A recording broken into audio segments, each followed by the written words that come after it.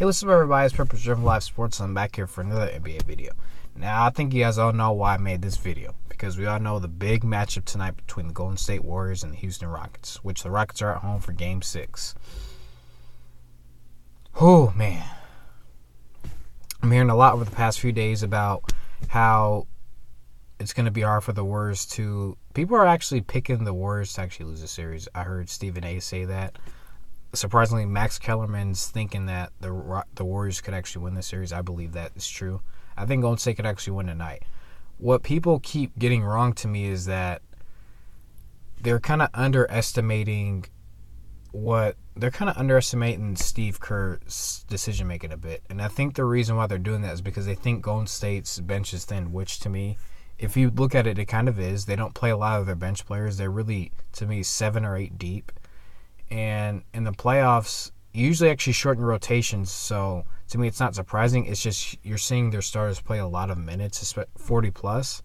The workload that Kevin Durant had was probably the reason why he had a right calf mild strain. Probably the reason why he got injured.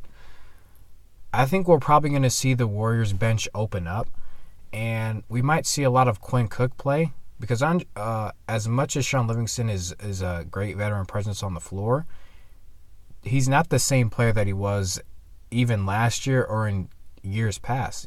To me, he's a guy, I think I heard he might actually retire this year after the season's over, but to me,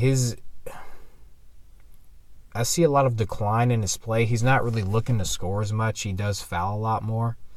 They're not like bad fouls. It's just fouls like it's questionable, like what are you doing on that play? He's not aggressive, like I said, in scoring, so that doesn't bode too well for them. Andre Iguodala has played extremely well in this series. I'd say he's borderline exceptional, which he's played exceptional because he's scoring. He's playing great defense. I wouldn't be surprised if Golden State actually wanted to bring him off the bench since Kevin Durant is out because now your Hamptons 5 is not there. So you could actually spare him some more minutes. You could play him more at the end of games instead. So I don't know what the lineups are going to be, but I do expect to see more Quinn Cook. Jonas Jerebko, I expect to see him come off the bench. You never know what Steve Kerr's going to do. He might actually even bring Andrew Bogut off the bench. That would compromise him in pick-and-roll situations. Definitely, because he would be the target by James Harden and Chris Paul. But you never know what Steve Kerr's going to do. He might actually even bring Damian Lee. I kind of want to see what Steve Kerr does in terms of rotations because you don't want to run your starters into the ground. But to me, that wouldn't happen because they're really playing for this moment. This is what they're playing for. And I think they're really out to prove to everybody that, yes, Kevin Durant is a guy that we enjoy having, a guy that we probably need. But let's try to prove, let's make everybody see that, we have him, but we used to be a three-man wrecking crew around here. Everybody keeps talking about the championship they won without Kevin Durant, which they did. How about the ball movement that they had before Kevin Durant and even when Kevin Durant came here the last 2 years? That ball movement to me was really what started it, and it's what's made them the Warriors. And they've kind of, to me, what the big problem is that they kind of stay away from the ball movement too much, and they've allowed Kevin Durant to kind of take over, which to me is a great plan because one-on-one he's unguardable. But that takes away from other guys in Stephen Curry or Clay who get in a rhythm by kind of running off of screens, getting open that way, creating shots. We might see Steph Curry handle the ball more, create more shots off the dribble, especially three-point shots, probably get into the mid-range, definitely get into the basket. So we're going to see a lot of different things that the Warriors are probably going to bring back from maybe even a year or two ago. They just have to be creative to me. And Steve Kerr, to me, is a great coach in terms of being creative offensively. To me, probably one of the best 3 offensive minds in the game because of his system and how he knows how to create plays. Defensively, it is going to be tougher without Kevin Durant because he's a great rim protector. He's actually, to me, become an elite on-ball and, like I said, rim protecting defender. So that part they're going to miss, which is where this is where Draymond Green comes in because he is the captain of their defense. He tells everybody where to be. He's a great facilitator on offense. We might actually see the side of Draymond Green that we don't get to see very often, which is a guy who can score, a guy who makes plays, as in passing, getting guys open, but also a guy who's going to probably be aggressive and get to the hole. I was listening to The Herd with Colin Cowherd. It's on Fox Sports, actually. Listen to a lot of different stuff. And Marcus Thompson, who actually works for The Athletic, he works down in San Francisco. He said that Draymond Green might actually have one of his biggest games. And I believe him too, because when you doubt, there's certain people you don't want to doubt, and to me, Draymond Green is one of those people. You don't want to doubt this team. You give him. Somebody also says something too. I was listening to the radio. A wounded animal is sometimes a lot more dangerous than a healthy animal. Now think about that.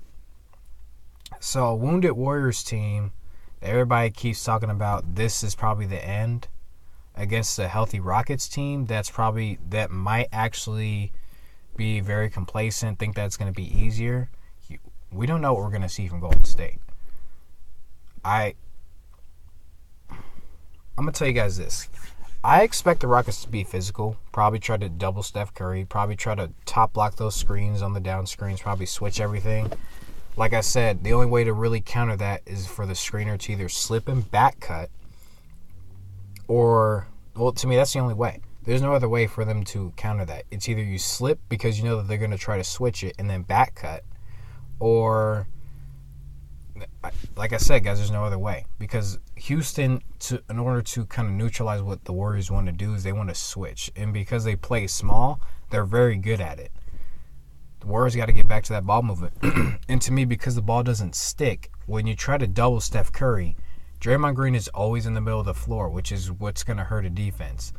The reason why I don't like to double people is because, like I said, if you have a guy like Draymond Green in the middle who's a great passer, they always see the floor. They always know that a guy's going to come up when you have the ball so he can facilitate. So I think we're going to see the smarter Draymond Green when Steph Curry and him used to run the pick and roll and everybody would double Steph Curry. He was always in the middle of the floor, and then that open guy, he would always get the ball to him, or he could throw a lob to the rim either to Andrew Bogut if he plays, or Kevon Looney, who's played exceptionally well, or he could kick it to the corner to to Clay, or to Jonas Rekbo. There's so many options in this offense because the ball doesn't stick when Kevin Durant is not playing. So we're probably going to see a lot of ball movement, like I said. Their defense is going to be the question. Can they compete still without a Kevin Durant who can protect the rim?